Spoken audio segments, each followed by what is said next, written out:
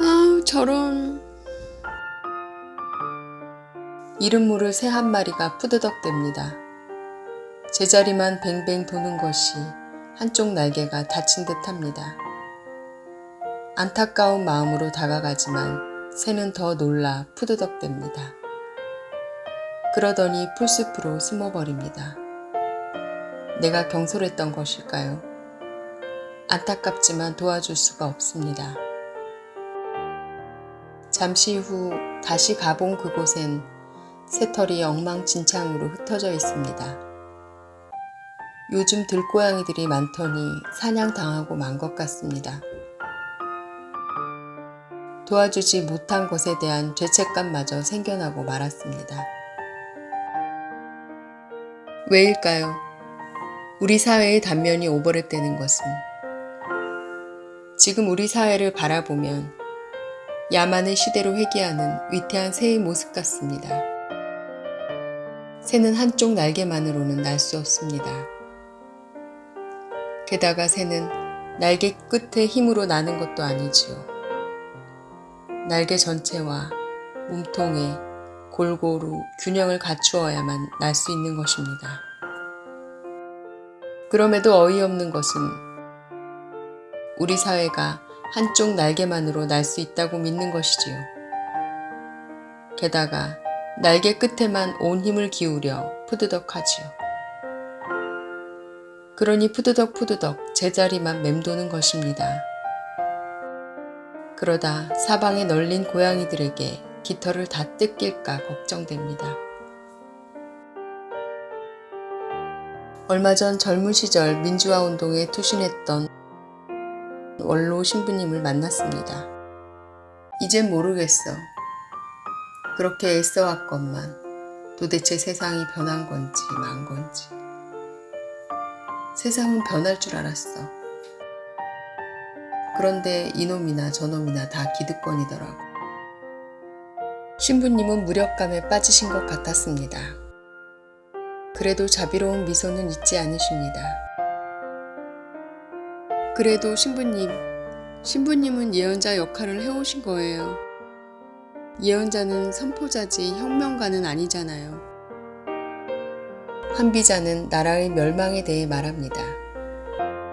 너무 드세어 화합하지 못하고 간언을 무시하고 이기기만 즐기며 사직은 돌보지 않고 병솔이 자신이 믿는 대로 한다면 망한다.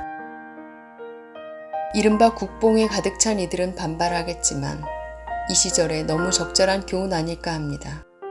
새가 날기 위해선 양쪽 날개가 모두 튼튼해야 하지만 지금은 다른 한쪽이 다른 한쪽을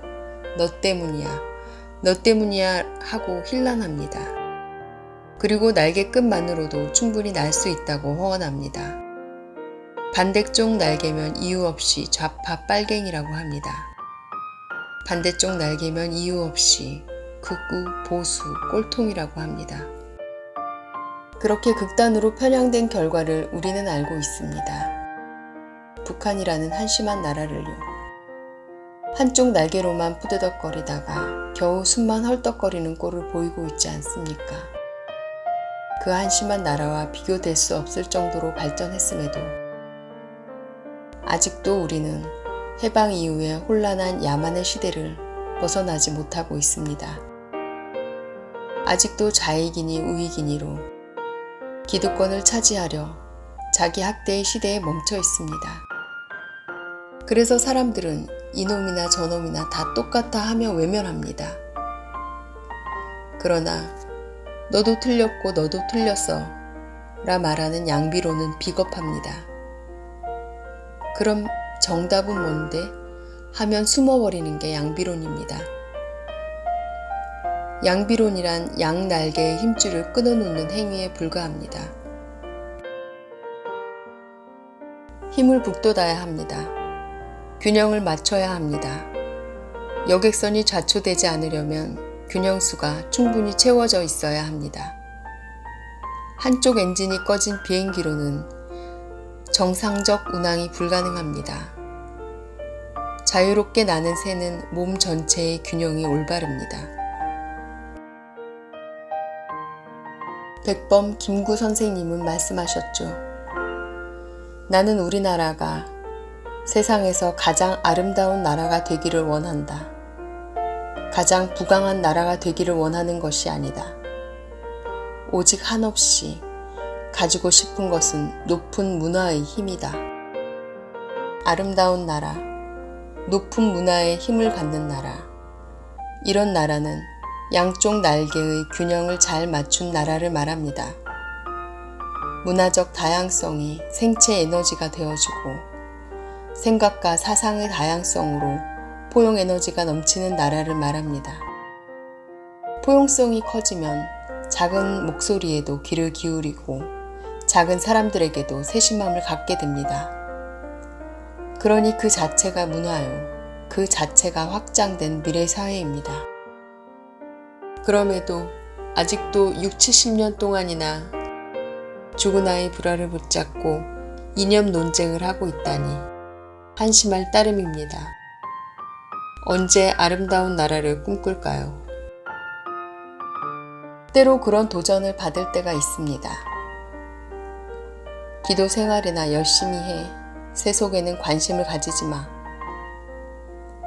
어이가 없습니다. 나는 답합니다. 나는 신앙인이다. 그러니 끊을 수 없다. 1980년대에 많이 듣던 소리입니다. 어용방송과 어용신문에서는 종교인의 사회 참여를 마치 죄악인 것처럼 선전해왔습니다. 그 소리를 아직도 울거먹고 있다니 놀라웁게 한심합니다. 종교인은 세상사 관심 끊으라고 듣기 좋은 자장가를 불러주는 사람일까요? 겉은 아무래도 상관없으니 내면의 아름다움만 챙길 수 있도록 종용하는 사람일까요? 오직 하늘의 영화가 영원하니 잠시의 세상은 그냥 패스하라고 가르쳐야 하는 사람일까요? 그러다 아편이 되고 필로폰이 되는 것입니다. 불편할 수 있습니다. 성서의 예언자들 모두 그 시대엔 불편한 사람들이었습니다. 예언자는 점쟁이가 아니라는 걸 누구나 알겠지요. 미래를 예견하고 준비하는 선구자요. 선지자가 예언자입니다. 그러기에 그 시대엔 불편한 사람들이었지요. 세상에 부적응한 미친놈 소리도 들었으며 기득권의 위협이 되는 불편한 자가 되기도 했습니다. 오로지 하느님의 뜻을 위해서 에제키엘이 그렇고 요아스에 맞선 즈카르야가 그렇고 예수님이 그랬습니다. 그 시대에 그들은 정말 불편한 사람들이었습니다.